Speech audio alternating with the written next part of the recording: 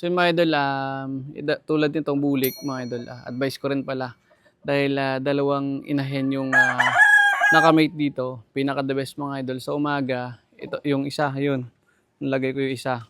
Tapos yung isa naman na magme-mate dito, sa hapon naman sasampa. So kung hindi man kakayanin ng oras nyo, pwedeng pasampa mo ngayong umaga, orasan mo siya mga 6 AM, sampahan mo. Tapos yung pangalawa siguro mga 9 AM. So mag-gap ka lang ng 3 hours. Tapos yung pangalawang hen or pullets yung papasampa mo para yung similya meron pa rin mga. Una yung ito, yung una siya sa bulik na pinasampahan natin. Then the next day magpapasampa tayo. Yung nauna kahapon, yun yung magiging huli. Then yung pangalawa, ito naman yung uunahin nyo. Tapos sa third day, yung naging pangatlo ng first day, yun naman yung uuna. Ito naman yung mahuhuli.